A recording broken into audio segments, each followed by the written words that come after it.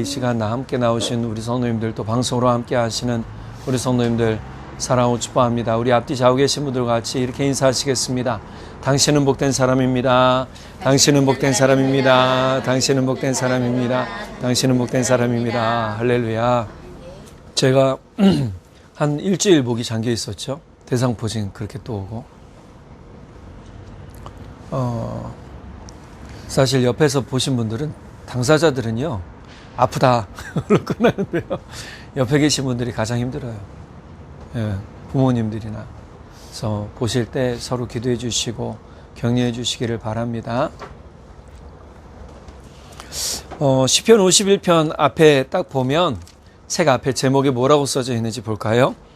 다윗의 시, 인도자를 따라 부르는 노래. 다윗이 밧세바와 동침한 후 선지자 나단이 그를 찾아왔을 때. 여러분, 밧세바는 굉장히 유명한 여인이죠. 남자 이름이 아닙니다. 여인의 이름입니다. 근데 이 시편 51편과 연결되는 말씀이 사무엘하 11장 12장 말씀이에요. 이 구체적인 내용을 보시려면 성경을 보셔야 돼요.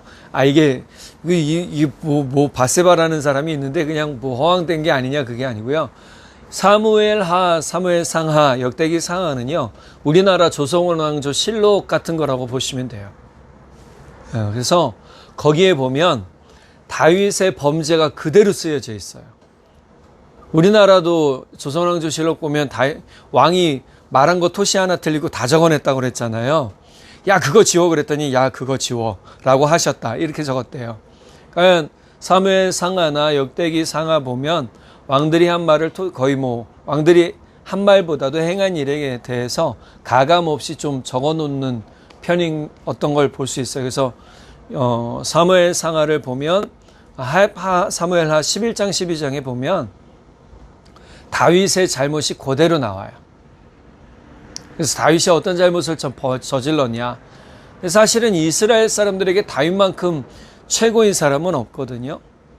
다윗은 지금 현재 이스라엘 사람들도 자기들을 뭐라고 얘기하냐면 다윗의 후손이라고 얘기를 해요. 그만큼 다윗을 최고의 인물로 추앙을 하고 있단 말이에요. 그런데 이 다윗이 어떠한 범죄를 저질렀는가? 네, 간음을 했어요. 흔한 말로 얘기하면 강간을 했어요. 왕의 권력을 가지고 한 여인을 강간을 했어요. 그런데 그 이야기가 참 재밌어요. 이게 재밌으면 안 되는데, 역사를 들춰보다 보면 이거 안 좋은 얘기인데 이런 얘기도 있어, 이런 거였죠. 그래서 다윗이 이제 이 자신의 충성스러운 부하인 우리아의 아내 밧세바를 강간하는 과정이 어떤가? 이 11장 1절에 보면 이제 전쟁을 치르게 돼요. 보통은 전쟁을 치르면 왕들도 같이 갑니다.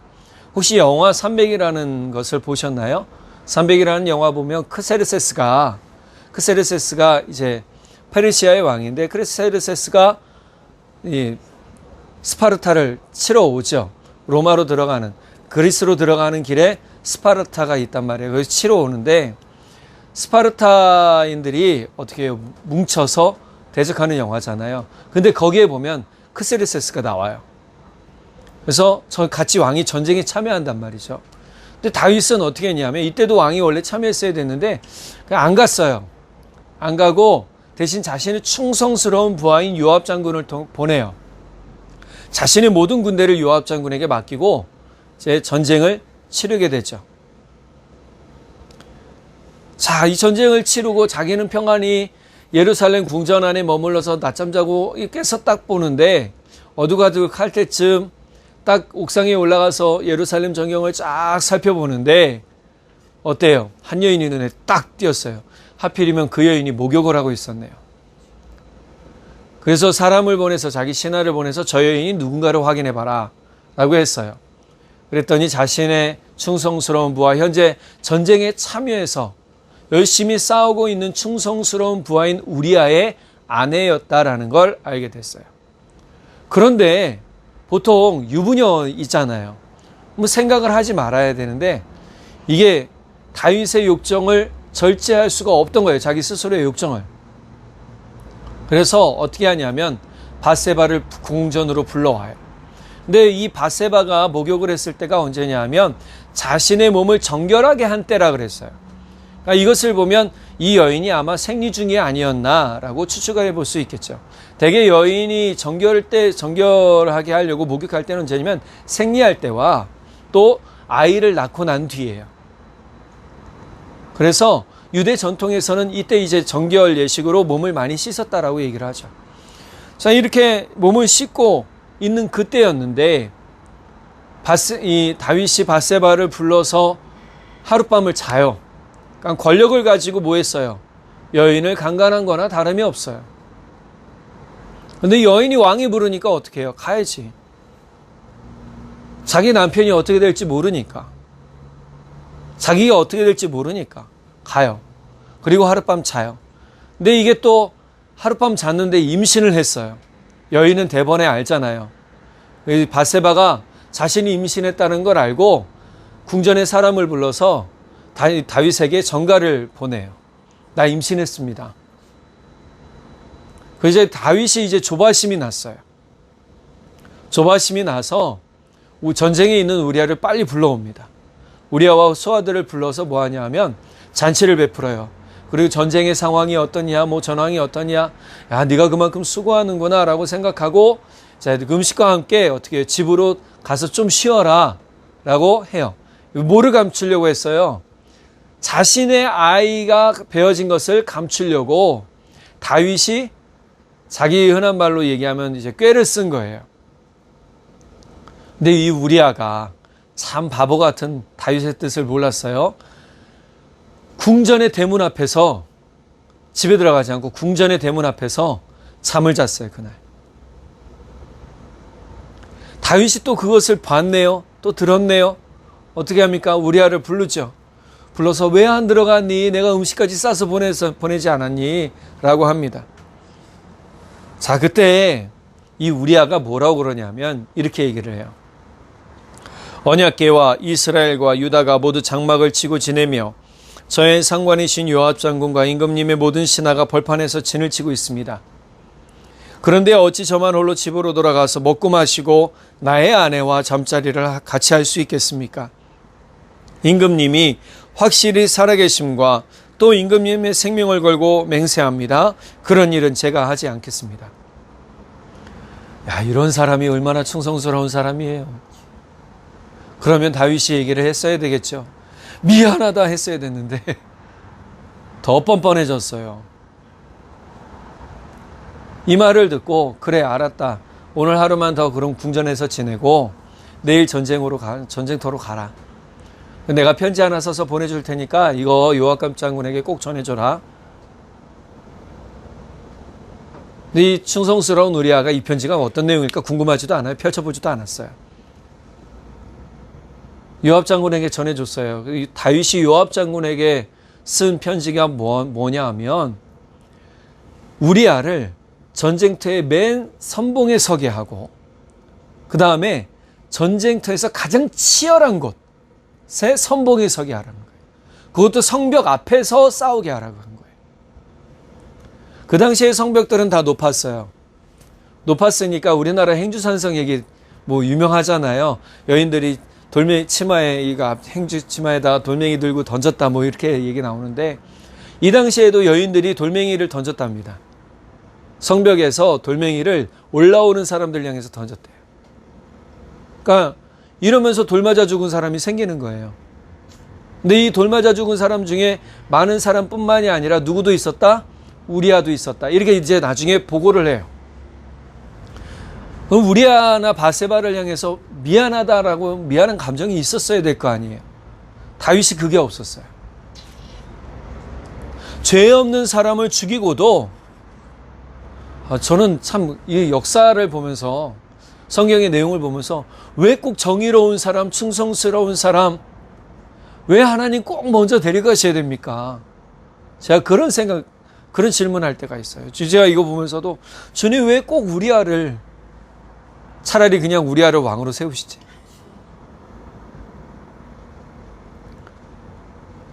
우리아가 죽고 전사했다는 소식을 듣고요. 바세바는 식음을 전폐하고 애도하는 기간을 가지죠. 자, 이 이야기를 들은 다윗은 요압 장군을 어떻게 해요? 책망하지 않아요. 뭐 그럴 수도 있지. 전쟁 나면 사람이 늘 죽는 거야 있을 수 있는 거니까 너는 걱정하지 말고 열심히 최선을 다해 전쟁에 임하라라고 도리어 편지를 전령을 또 보내요. 못됐죠. 진짜 악하죠. 근데 더 악한 게 뭐냐면 그냥 밧세바를 두었으면 됐을 텐데 데리고 와서 자기 아내로 삼아요. 밧세바가 애도기당이 끝난 걸 확인한 다음에 자기의 아내로 삼아요. 근데 하나님을 이것을 어떻게 보셨느냐? 악하게 보셨다라고 사무엘하 11장 27절에 나와요. 보면 주님께서 보시기에 다윗이 한 이번 일은 아주 악하였다. 현대인의 성경으로 보니까요, 여호와께서는 다윗이 행한 일을 기쁘게 여기지 않으셨습니다. 우리말 성경에도 뭐라고 그랬냐면 다윗이 한 일은 여호와께서 보시기에 악했습니다. 하나님께서 보시기에 악한 일이었다는 거예요.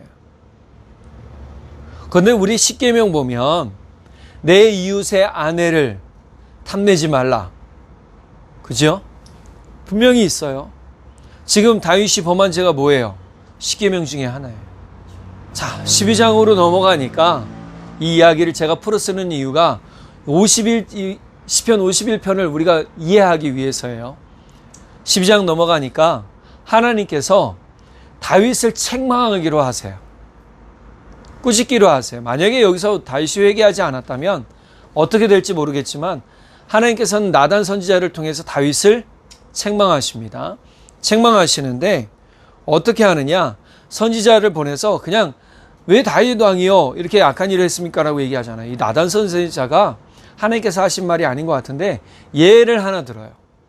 한 부자, 소와 양이 많은 한 부자가 있었고 한 마을에 또 아주 가난한 한 사람이 있었습니다. 그 한 사람에게는 암양 한 마리만 있었고 이 가난한 사람은 이 암양을 굉장히 소중하게 여겼습니다. 그런데 이 부자에게 손님이 찾아왔을 때 부자가 자기가 자기에게 있던 소와 양들을 이 손님에게 대접하는 것이 아까워서 가난한 사람이 가지고 있던 한 마리의 암양을 가지고 와 잡아 음식으로 주었습니다. 그러자 다윗이 뭐라 그러면 그 사람이 누굽니까? 그 사람 죽여야 됩니다. 이랬어요. 근데 나단 선지자가 그렇게 얘기를 하는 거예요. 그 사람이 바로 당신이요. 이랬어요. 죄송합니다. 이 손가락질. 그 사람이 바로 당신이요. 감정이입돼서 그런 거예요. 그러자 다윗이 어떻게 해요? 그 다음에 당신이요 하고 다윗이 행한 일이 얼마나 악한 일인지를 이제 알려주죠.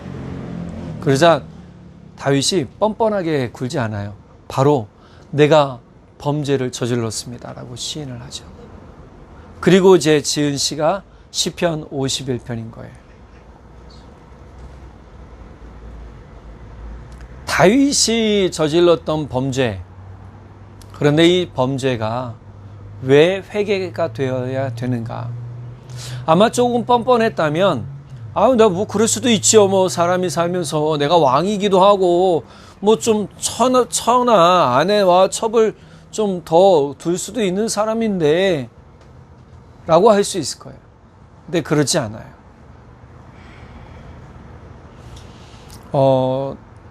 우리는 회개하는 것과 회개하지 않는 것이 왜 다른 차이를 낳는가를 알아야 돼요. 분명히 나단 선지자는 나중에 이 다윗에게 당신이 범죄한 것에 대한 결과는 당신이 회개했기에 당신의 사는 날 동안 하나님의 심판은 없겠지만 그 하나님의 심판이 당신 이후의 세대에 또는 당신이 사는 날 동안에 당신에게 있기도 하겠습니다라고 얘기를 해요. 당신에게 칼이 늘 있을 것이고 또 욕보여지는 당신의 아내와 처와 아내들이 욕보여지는 일도 있을 겁니다 라고 얘기를 하죠. 우리는 왜 두 가지가 비교가 돼야 되는가를 본다면 영화 아마 두 가지를 좀 볼 수 있을 것 같은데 우디 알렌의 영화 범죄와 비잉이라는 영화가 있어요. 거기에는 아내를 살해한 의사 남편이 나와요. 근데 이 의사 남편의 아버지, 그 남편은 살해한 남편의 아버지가 알았어요. 며느리를 죽인 걸 알아서 이거 네가 자수해야 된다라고 했는데 자수를 안 했어요. 그리고 묻혔어요. 이 남자는요 더 악으로 흘러가 버렸다는 거예요. 그런데 반면에 톨스토이의 부활이라는 책에서 보면 카츄샤라는 젊은 여인을 강간한 사람이 나와요. 주인공이죠. 남자 주인공. 근데 이 사람은 양심의 가책을 받아서 어떻게 했냐면 자신이 그것을 뉘우치고 끊임없이 가책을 느끼며 어떻게든지 옳은 삶을 살아가려고 애를 써요. 죄를 뉘우치고 속지 않은 삶을 살려고 힘쓰죠. 자, 여기서 이 두 이야기의 공통점은 뭐예요? 이 사람들이 죄를 범했어요. 우디 알렌의 영화에서는 아내를 살인했고 또 한 사람은 젊은 여인을 자신의 욕망을 채우고자 강간을 했어요. 근데 차이점은 뭐예요? 한 사람은 회개하지 않았고 한 사람은 자신의 삶을 뉘우쳤어요. 회개했죠. 양심의 소리에 귀를 기울인 사람과 귀를 기울이지 못하는 사람이 있어요. 다윗도요 자신의 범죄가 밝혀지기 전까지는 그 범죄에 대한 회개를 하지 않았단 말이에요. 나단 선지자가 와서 이야기하기 전까지는요. 하나님께서 나단 선지자를 보내서 그 범죄를 밝히셨을 때 그때서야 회개했어요. 참 회개는요 놀라운 일이 있는데 바로 영적 깨움이 일어나는 거예요. 여러분 우리 삶의 가치관이 깨어지는 것도 있지만 영적 깨어짐이 일어나고요. 영적이 깨어나게 돼요. 영이 깨어나게 돼요. 즉 진정한 회개는요. 하나님의 말씀을 순종하게 하고 하나님의 말씀에 대하여 절대적인 인정을 하도록 만든다는 거예요. 그래서 우리가 회개하는 게 왜 중요한가? 라고 할 때 저는 이 회개가 우리 그리스도인들에게 꼭 있어야 된다라고 말씀드리고 싶어요. 제가 시편을 읽다가 요즘 계속 시편 큐티 보내잖아요. 큐티 보내면서 주님 제가 시편을 좀 더 앞서서 우리 저도 마찬가지고 우리 성도님들에게 지금 주시고자 하시는 말씀이 뭡니까 했을 때 이 말씀을 받았어요. 저에게도 하시는 말씀이 있겠죠. 야 너도 회개할 거리가 있어 이런 거예요. 그러면 회개한 사람의 가장 큰 특징 중에 하나가 뭐냐면 삶의 변화예요. 세례 요한은요 회개한 사람은 회개에 합당한 열매를 맺고 살아야 된다라고 얘기해줘요. 회개에 합당한 열매가 뭐예요? 변화된 삶이에요. 이전에 죄 짓고 살았던 삶이 아니라 이제는 죄 안 짓고 사는 삶으로 나아가야 돼요. 거룩한 삶을 추구해야 돼요. 이게 뭐예요? 영적 깨움이에요. 즉 회개했으면 삶에서도 반드시 변화가 있어야 한다는 거죠. 51편 3절에서 6절에 보면 7절까지 보면 다윗은요 자신의 죄를 이제 고백을 해요. 자, 자신 1절 2절은 내 죄를 지워다 주십시오. 내 죄를 씻어 주십시오라고 간구하죠. 그런데 그냥 죄만 씻어달라고 그래요? 아니요. 내 죄가 뭔지 알아야 될 거 아니에요. 다윗은 자신의 죄가 뭔지 알고 있었단 말이에요. 3절 물은 나는 내 죄가를 나오니 내 죄가 항상 내 앞에 있나이다. 내 죄가가 뭐예요? 네, 우리아를 살인교사했어요. 살인한 거죠 사실. 전쟁이라는 빌미로. 두 번째 뭐 했어요? 예, 간음했어요. 다른 여자를, 아내를, 예, 내 여자로 만들었잖아요. 지금 내 죄가 뭔지 알면 변화할 수가 있어요. 그런데 내 죄가 뭔지 몰라요. 그럼 변해요? 안 변해요. 아이들에게도 왜 설명해 줘야 되는지 얘기해야 된다라고 보통 이제 유아학자들은 얘기를 해요. 아동학자들 얘기를 하는데 아이들에게 무조건 하지 마 그러면 사람 마음이 그렇잖아요. 왜? 이렇게 되죠. 하지 마 그러면 왜? 이게 나와요. 근데 왜 하지 말아야 되는지를 설명을 해주면 안 하게 된답니다. 그리고 애들이 조심을 한대요. 죄의 고백이라는 것이 얼마나 중요합니까? 죄의 고백은요, 거룩하신 하나님 말씀 앞에 내가 드러난 것이 있기 때문에 고백을 하는 거예요. 드러나지 않아도 사실은 내 죄를 깨닫게 되면 뭐 해야 돼요? 회개해야 되는 거예요. 지금 자신의 죄를 깨닫게 됐어요. 그리고 회개를 하죠. 오전엔 심지어 뭐라고 얘기를 합니까? 내가 죄악 중에 출생하였으며 어머니가 죄 중에서 나를 잉태하였나이다. 자신의 죄가 처음부터 있었다는 거예요. 나는 처음부터 어떤 사람이에요? 죄인이었다라고 심지어 이야기를 해요. 내가 처음부터 거룩한 사람이라고 이야기를 해요? 아니에요. 죄송합니다. 교회 안에서 거룩한 척하는 하지 마십시오. 겸손한 게 더 낫습니다. 6절에 보면 진실하다는 말씀이 나와요. 보소서 주께서는 중심이 진실함을 원하시오니 이 진실함이 이 히브리어로는 에메트라고 해요. 에메트는 진실 또는 진리 이렇게 얘기를 하거든요. 즉 진리, 주의 진리가 내 마음에 있으면 주님은 어떤 마음을 본다고요? 진리가 있는 마음을 본다고요. 거짓된 마음을 보지 않으신답니다. 또 한 가지 지혜로 이렇게 얘기해요. 6절 중반절 볼게요. 내게 지혜를 은밀히 가르치시리이다. 이 지혜는 뭐냐 하면 선과 악을 구분하는 영적 분별력이에요. 그러니까 우리가 이 지혜를 가지도록 끊임없이 뭐 해야 돼요? 기도해야 돼요. 지금 다윗은요, 내가 이 기도함으로 이것을 얻길 원한다라고 이야기하고 있는 거예요. 그러니까 이 선악을 분별할 수 있는 영적 능력은요, 사람의 지혜나 사람의 말로 깨달아지지 않아요. 어떻게 돼야 돼요? 성령과 함께 기도하며 깨달아져야 되는 거예요. 그러니까 회개했음에도 변화가 없다면 이건 진짜 회개한 게 아니라는 거예요. 주님의 진리의 말씀이 내 안에 있지 않다라는 얘기예요. 잘못한 사람이 잘못했어요 라고 말하고 같은 잘못을 한 번 더 하는 건 그건 진짜 잘못한 게 아니죠. 내가 잘못하고 있다라고 깨닫는 게 아니란 말이에요. 진짜 잘못을 깨달은 사람은요, 그 잘못을 하지 않도록 항상 뭐예요? 기억해요. 실수하지 않도록 기억해요. 아, 이 길에서 내가 빠졌으니까 다음에는 어떻게 가야지라고 해요. 제가 참 안 되는 게 한 가지 있는데요. 운전하다가 길을 잘못 뜨는 거예요. 그러면 이제 난리가 나는데 제가 가끔 그래요. 이게 생각을 해요. 운전하다가 다음엔 이쪽으로 가야지 하는데 어느 순간 다른 생각 또 들어와서 몸이 직진하고 있고 그럴 때가 있단 말이에요. 이건 생각하지 않는 거죠. 진짜 생각한다는 건 뭐예요? 자꾸 되뇌이는 거예요.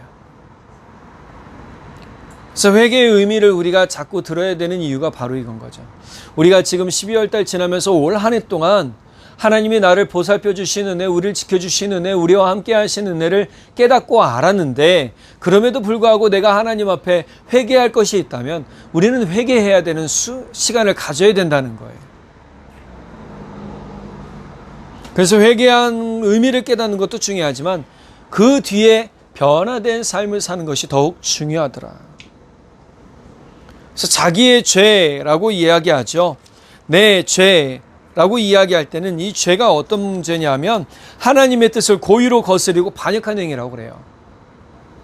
세번역본 51편 1절에도 보면 어떻게 해놨느냐? 나의 반역한 행위라고 그래요. 그런데 사실은 이 회개를 하나님이 한 번만 요청하시느냐? 그렇진 않아요. 요한계시록에 보면 요한계시록 2장 3장에 7교회에 보내는 메시지가 있어요. 이 메시지에 보면 칭찬하는 메시지도 있지만 경고하는 메시지도 있어요. 그래서 에베소 교회 같은 경우엔 뭐를 경고하냐면 처음 사랑을 버린 것에 대해서 경고를 해요. 그리고 회개하라고 하죠. 제가 읽어드릴게요. 내가 처음 사랑을 버린 것이다. 그러므로 내가 어디서 떨어졌는지를 생각해내서 회개하고 처음에 하던 일을 하여라. 사랑을 행했는데 사랑의 변질이 왔어요. 사랑의 변질이 오는 건 분명히 변한 거죠. 그죠? 그러니까 이 이야기는 뭐예요? 에베소 교회의 사랑의 변질된 사랑을 다시금 회복시키라는 의미예요. 자, 두 번째 버가모 교회는 2장 15절에서 16절 나오지만 발람과 니골라당의 가르침을 따르는 사람들이 있었다라는 거예요. 그 사람들에 대해서 주의를 하고 그 사람들의 돌이키도록 가르치라라고 얘기를 하죠. 읽어드릴게요. 내게도 니골라당의 가르침을 따르는 자들이 있다. 그러니 회개하여라. 만일 회개하지 않으면 내가 속히 너에게로 가서 내 입에서 나오는 칼을 가지고 그들과 싸우겠다. 니골라당이 뭐예요? 발락은 우리가 잘 알죠. 이스라엘을 저주하려고 발람을 부르잖아요. 그래서 이 저주하려고 하는 마음, 악한 마음. 또 한 가지, 이 니골라당은 잘못된 영지주의를 가지고 있었어요. 그러니까 잘못된 교리, 잘못된 믿음을 가지고 사람들을 현혹하는 그러한 사람들이었단 말이에요. 그런데 이런 일들이 어디에 있었어요? 교회 안에 있었다라는 거예요. 그러니까 이것들을 가서 어떻게 해요? 물리치라고 한 거죠. 이런 가르침을 따르는 사람들에 대해서 물리치거나 이런 사람들을 떠나게 하라고 얘기를 하는 거죠. 자, 그러니 뭐예요? 회개하여라. 만일 회개하지 않으면 내가 속히 너에게로 가서 내 입에서 나오는 칼을 가지고 그들과 싸우겠다. 회개하는 것이 필요한 거예요. 내가 만약 그들을 허용했다면, 우리 교회 안에 허용했다면 우리는 분별력 있게 그들을 어떻게 해요? 대응할 수 있어야 되는 거예요. 이건 또 다른 말로 하면 영적 분별력이 지금 없다라는 얘기예요. 자, 두아디라 교회를 볼까요? 두아디라 교회는 2장 20절에서 22절에 어떤 것을 회개하라고 하느냐? 이세벨을 용납한 것을 회개하라는 거예요. 이세벨이 누굽니까? 아합 왕의 아내죠. 그런데 아합 왕의 아내이기 전에 이미 제사장이었어요. 바알과 아세라를 섬기는 제사장과 같은 여인이었어요. 그래서 바알의 제사장 400명, 아세라의 제사장 450명 이렇게 해가지고 누가 싸웠어요? 엘리야가 싸우잖아요. 즉 이 악한 우상을 섬기는 무두머리와 같은 여인이 바로 이세벨이었단 말이에요. 근데 이세벨, 즉 이 이야기는 다른 말로 하면 우상 숭배와 영적 간음을 하는 것에 대해서 왜 교회 안에 허락하고 있느냐라고 얘기하는 거예요. 자, 20절 제가 읽어드릴게요. 그러나 내게 나무랄 것이 있다. 너는 이세벨이라는 여자를 용납하고 있다. 그는 스스로 예언자로 자처하면서 내 종들을 가르치고 그들을 미혹시켜서 간음하게 하고 우상의 제물을 먹게 하는 자다. 내가 그에게 회개할 기회를 주었으나 그는 자기 음행을 회개하려 하지 않았다. 보아라, 나는 그를 병상에다 던지겠다. 그와 더불어 간음하는 자들도 그와의 행위를 회개하지 않으면 큰 환난을 당하게 하겠다. 여러분, 간음이라는 것이 이 정도 큰 문제가 있다는 거예요. 지금 하나님 뭐라고 그러죠? 던져버리겠다라고 얘기하잖아요. 그러니까 우리는 이 정도쯤이야. 저만 번 친다고?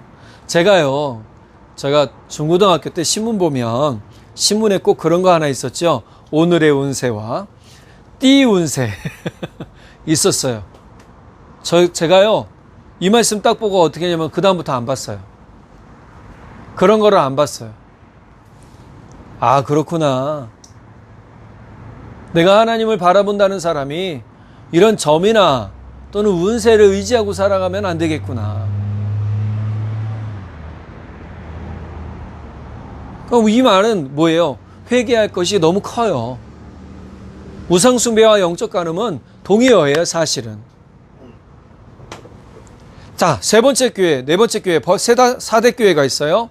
4대 교회는 잘못된 행위에 대해서 회개하라고 얘기해요. 3장 3절, 내가 그 가르침을 어떻게 받고 어떻게 들었는지를 되새겨서 굳게 지키고 회개하여라. 우리가 말씀을 듣고 배우잖아요. 그런데 들은 대로 행하지 않아요. 배운 대로 행하지 않아요.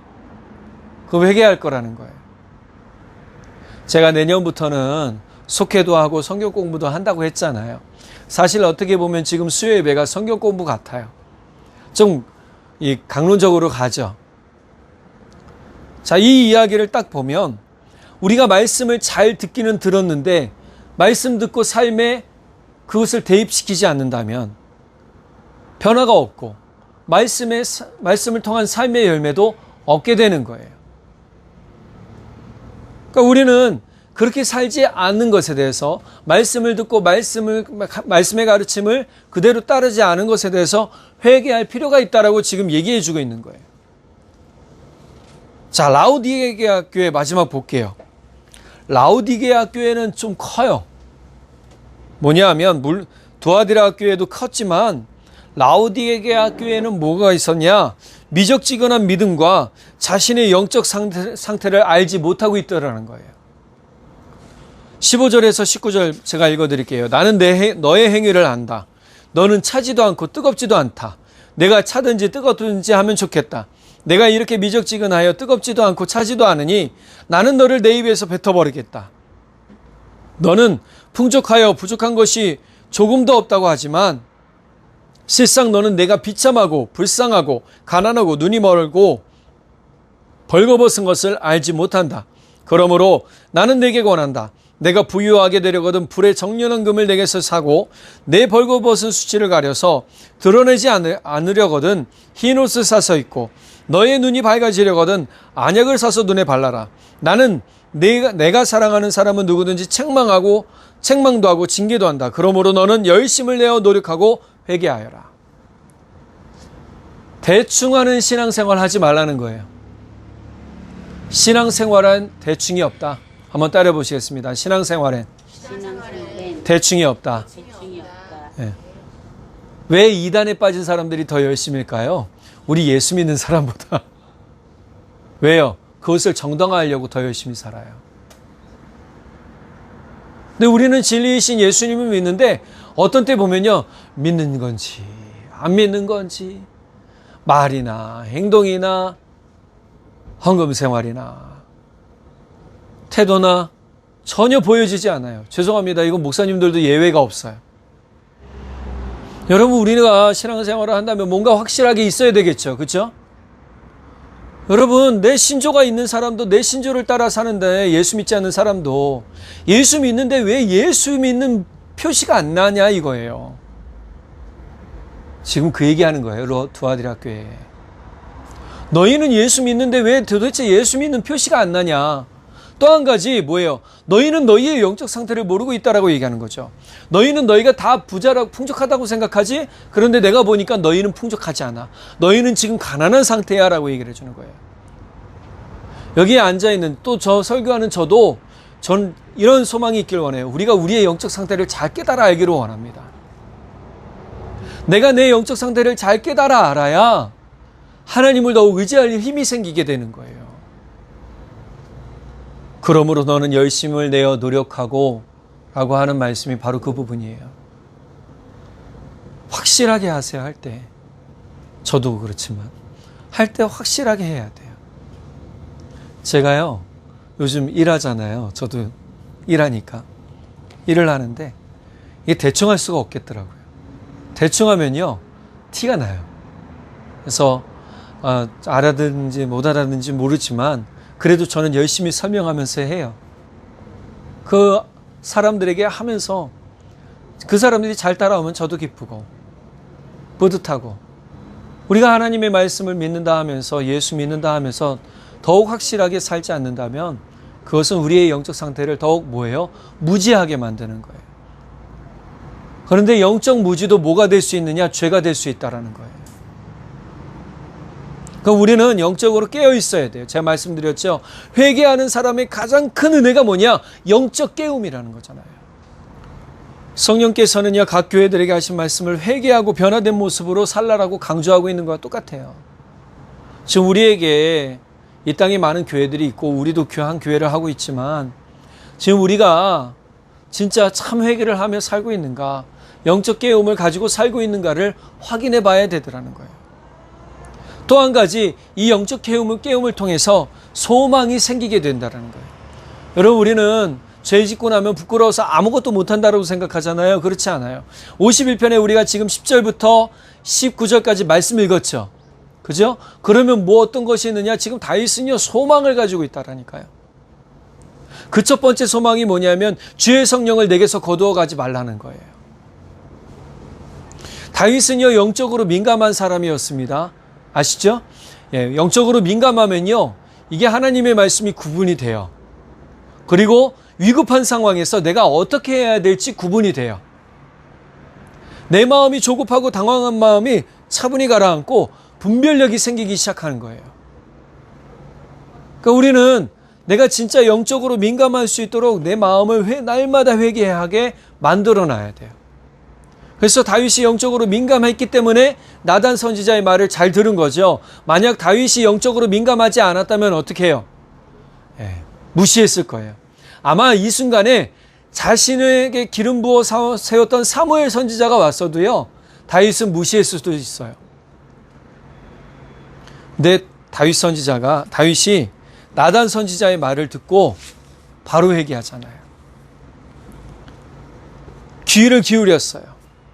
영적으로 민감성을 유지하기 원했어요. 이것이 하나님과 유일한 뭐예요? 교제 방법이었기 때문이에요. 자, 이제 교제하고 영적으로 깨어나게 되니까 어떻게 해요? 내가 죄 지은 걸 깨닫게 되고, 그 다음에 내가 어떻게 하나님 앞에 나가야 되고 대처해야 되는지를 알게 되는 거예요. 우리 그러잖아요. 급할수록 돌아가라는 말이 있고, 돌다리도 두들겨 보라는 말을 제가 수없이 하죠. 왜요? 사람은요, 위급한 상황이 다가올수록 판단력이 흐려져요. 함부로 행동하고 함부로 말하고 잘못된 길로 가게 돼요. 그래서 우리는 지혜로울 수 있도록 뭐예요? 영적인 민감성을 가지도록 기도해야 돼요. 10절 11절 하나님 내 속에 깨끗한 마음을 창조하여 주시고 내 속을 견고한 심령으로 새롭게 하여 주십시오. 주님 앞에서 나를 쫓아내지 마시며 주님의 성령을 나에게서 거두어가지 말아 주십시오. 내가 날마다 기도하며 영적 민감성을 가질 때 내 앞에 닥쳐온 모든 어려움과 위기와 또 모든 상황 가운데서 내가 그것들을 헤쳐나가고 주님을 의지하려면 주의 성령이 내게서 떠나가지 않도록 간구할 수밖에 없고 그 소망이 있을 수밖에 없는 거예요. 우리는 우리 마음 가운데서 우리 마음이 새롭게 되어지고 내 삶이 새롭게 되어지고 견고한 심령으로 서려면, 그럼 우리 이 말씀을 잘 기억하시기 바랍니다. 주의 성령이 내 안에서 떠나가면 안 됩니다. 어떻게 보면 조촐하죠. 주님, 이제 내가 회개했으니까 다시금 이 나라가 부흥하게 해주시고 내 삶이 거창하게 해주시고 내 이름이 높아지게 해주시고 이럴 수 있잖아요. 그러지 않아요. 다윗은 주의 성령이 내게서 떠나가지 않는 게 중요한 거예요. 하나님 앞에서 내가 쫓겨남 당하지 않는 게 중요한 거예요. 지금 이게 다윗의 소망이었어요. 또 다른 소망은 뭐냐? 13, 14절 볼까요? 주보에 나와 있는 걸로 볼게요. 반역하는 죄인들에게 내가 주님의 길을 가르치게 하여 주십시오.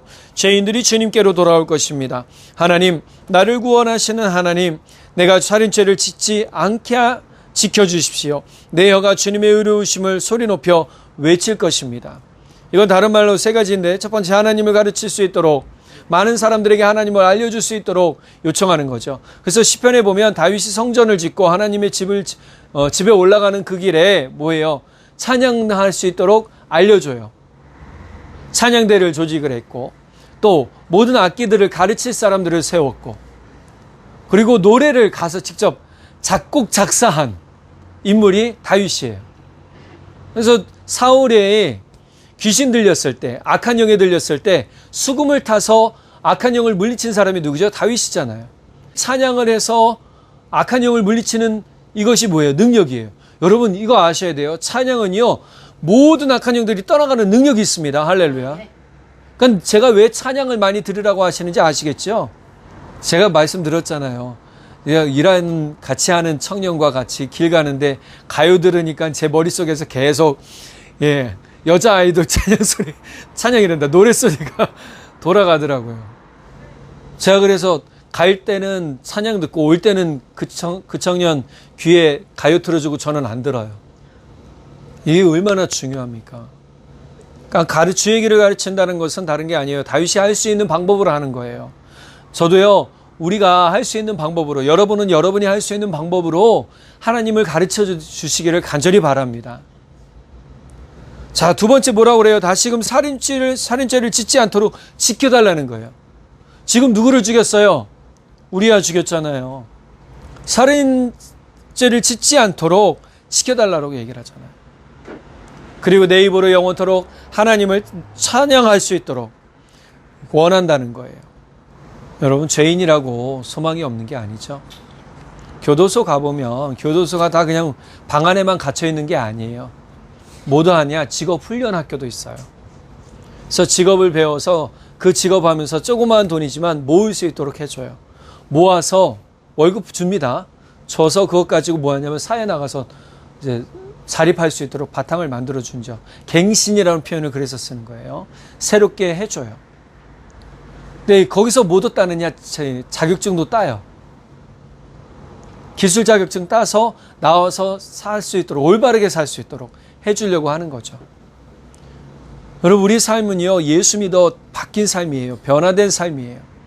네, 그동안 우리는 죄인의 모습으로 살았지만 예수 믿어 회개하고 구원받은 삶이에요. 다윗은 끊임없이 자신의 구원을 내가 놓치지 않게 해달라고 기억하잖아요. 주여 나를 구원해 주십시오라고 외치잖아요. 그러니까 이 구원의 은혜는 저절로 일어나는 게 아니에요. 내가 끊임없이 하나님을 붙들고 하나님 앞에 서야 일어나는 일들이라는 거예요. 저는 오늘 이 두 가지를 꼭 기억하셨으면 좋겠습니다. 참 회개는 변화된 삶을 살도록 만들어줍니다. 근데 그 변화된 삶은 내가 그렇게 성령과 함께 살아야 돼요. 변화되도록 살아야 되는 거예요. 두 번째로 영적 소망을 가지고 하나님을 예배해야 돼요. 소망이 없는 게 아니에요. 감옥에서 내가 죄 지은 것에 대해서 내가 이거 잘못했었지, 밖에 나가면 더 잘 살 거야, 내가 올바르게 살 거야 라고 마음 가지며 사는 사람들이 있을 거 아니에요. 우리도 똑같아요. 내가 하나님 그동안 잘못 살았으니까 더 엇나갈래요 라고 얘기하지 않아요. 막 살지 않아요. 더 바르게 살려고 소망 가지는 거예요. 그러면서 하나님을 예배하죠. 여러분, 이것이 우리를 더욱 단단한 그리스도인의 삶으로 만들고 성령의 사람으로 살도록 만들 것이며 하나님의 사람으로 살게 하실 것을 믿습니다. 저나 여러분 모두가 이 소망을 가지고 이 은혜를 가지고 살아가는 그런 회개의 사람, 회개의 능력을 가진 사람들 되기를 간절히 축복합니다. 기도하겠습니다. 사랑의 하나님 아버지, 참 감사합니다. 오늘 우리가 참 회개가 무엇인지 알게 되었고 회개하는 삶을 통해서 우리가 어떠한 소망을 가져야 되는지도 알게 해주셔서 감사합니다. 주님, 더불어 우리가 영적으로 민감한 사람들이 되길 원합니다. 영적으로 잠자고 있던 사람들이 있다면, 영적으로 자신의 상태가 어떤 상태인지 깨닫지 못하고 있던 사람들이 있다면 깨닫게 하시고 깨어지게 하시고 깨어나도록 성령 하나님 우리와 함께하여 주옵소서. 주의 놀라우신 은혜와 사랑 가운데 우리에게 크신 은혜로 기름 부어주실 것을 믿고 감사드리며 우리 주님 예수 그리스도의 이름으로 간절히 기도드렸습니다. 아멘.